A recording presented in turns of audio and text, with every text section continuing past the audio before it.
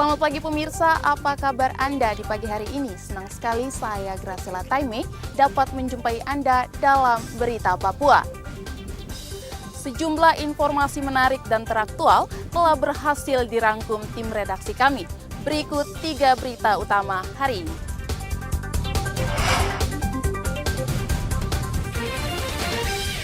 Tentara pelaku pembunuhan wanita di Sorong memperagakan 26 adegan rekonstruksi. Harga cabai di Mimika semakin meroket. Ribuan siswa Intan Jaya senang menerima makanan bergizi gratis.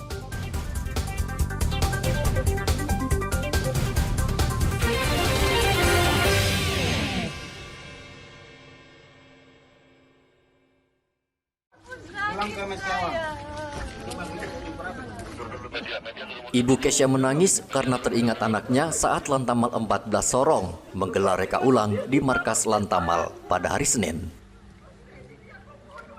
Kesya tewas dibunuh anggota TNI Angkatan Laut beberapa waktu yang lalu. Ibu korban tidak kuat menyaksikan 26 adegan rekonstruksi yang menggambarkan perbuatan keji pelaku menghabisi nyawa anaknya.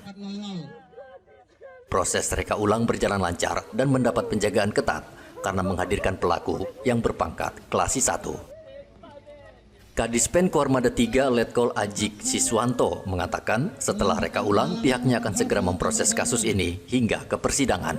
Tentunya kan nanti untuk kepentingan penyidikan, nanti kewenangan dari penyidik untuk melihat atau menilai hasil rekonstruksi ini. Secepatnya. Berarti Ya. dalam minggu ini Pak ya?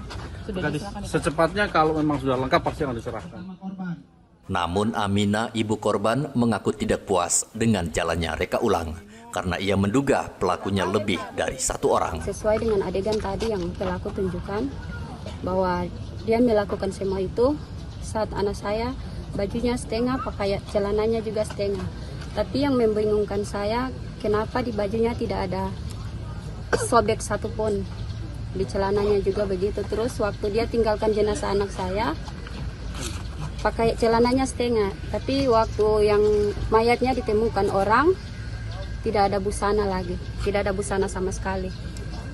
Jadi tidak sesuai dengan kenyataan yang ada di lapangan yang saya lihat.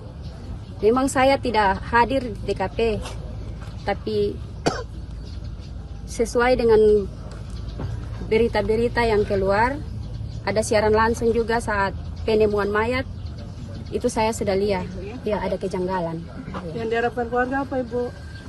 Harus masalah ini diusut setuntas-tuntasnya. Kalau bisa karena saya orang rakyat kecil, orang susah, jadi saya minta kalau bisa Bapak Presiden juga bisa melihat hal ini. Karena ini sudah menyangkut martabat perempuan. Bukan saja tingkat pembunuhan atau penganiayaan, tapi ini sudah menyangkut pelecehan untuk perempuan. Iya. Tadi rekonstruksi hanya pelaku tunggal, kalau menurut dugaan Ibu sendiri seperti apa? Kalau menurut saya tidak yakin kalau pelaku tunggal, dan itu tidak di situ. Kalau untuk saya mungkin anak saya sudah dibunuh di mana baru buang ke situ. Amina meminta Presiden Prabowo membantu agar proses sidang berjalan adil dan transparan sehingga pelaku benar-benar dijatuhi hukuman setimpal. Pelaku saat ini ditahan di Poma Lantamal 14 Sorong. Ia terancam hukuman seumur hidup.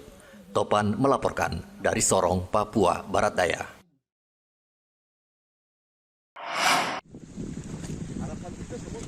Tim SAR masih terus mencari korban tenggelam di Muara Yamas, Kabupaten Asmat, Papua Selatan.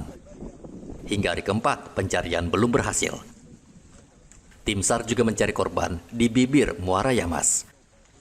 Tim SAR menggunakan perahu karet agar lebih leluasa mencari ke seluruh muara. Sesuai SOP, tim SAR memiliki waktu 7 hari untuk mencari korban. Kepala Posar Asmat, Wagianto, mengatakan pencarian akan terus dilakukan dengan mengerahkan sejumlah personel dibantu warga setempat. Pencarian korban speedboat 40 PK yang tenggelam diterjang ombak di perairan Kali Potong Yamas, Distrik Sawerma, Kabupaten Asmat, Papua Selatan. Tim SAR gabungan yang terdiri dari Basarnas, TNI Angkatan Laut, TNI Angkatan Darat, Satgas 141 dan anggota Polair serta keluarga korban telah melaksanakan pencarian dari pukul 07.00 hingga pukul 18.00 namun belum membuahkan hasil. Setelah berkoordinasi dengan pimpinan serta potensi yang terlibat di pencarian speedboat 40 PK yang tenggelam di Muara Kalipotong Yamas, Distrik Sawerma, Kabupaten Asmat, Papua Selatan, untuk pencarian hari ke-6 akan dilaksanakan pemantauan. Jumat lalu, perahu cepat itu bertolak dari Kabupaten Asmat menuju Kabupaten Duga. Namun di Muara Yamas, perahu dihantam gelombang tinggi dan terbalik. 1 orang berhasil selamat, namun seorang lagi hingga kini belum ditemukan. Dari Asmat, Papua Selatan, Igobat Momolin melaporkan.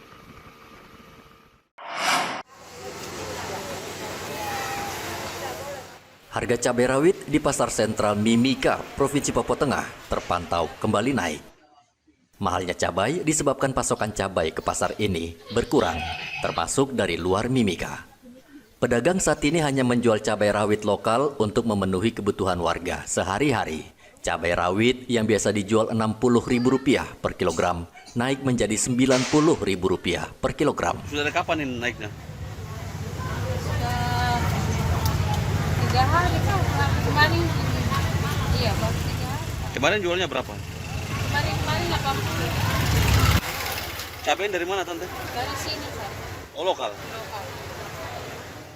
Sedangkan harga cabai merah saat ini masih normal dan belum naik, berkisar Rp80.000 per kilogram. Katanya lagi banjir. Beli lokal. Oh, tidak. Memang yang kemarin-kemarin, yang minggu yang lalu, murah. Sekarang sudah naik. Kalau yang sebelumnya terjual berapa? Sebelumnya kita jual 60, 50, karena cuma 45. Oh, naik sampai? Naik baru ada 3 hari, 4 hari kayak ini yang baru naik-naik. Berapa harganya? Sekarang kita pembeliannya di luar 80, 75, 70. Kalau jualnya? Jadi 90. Per kilo. Jualnya 90. Pedagang memperkirakan harga cabai rawit akan terus naik karena pasokan dari luar Papua belum ada. Mereka memperkirakan harga cabai bisa menembus angka Rp100.000 per kilogram. Meski cabai mahal tidak mempengaruhi omset pedagang karena cabai tetap diburu pembeli. Dari Mimika, Papua Tengah, Igobat Momolin melaporkan.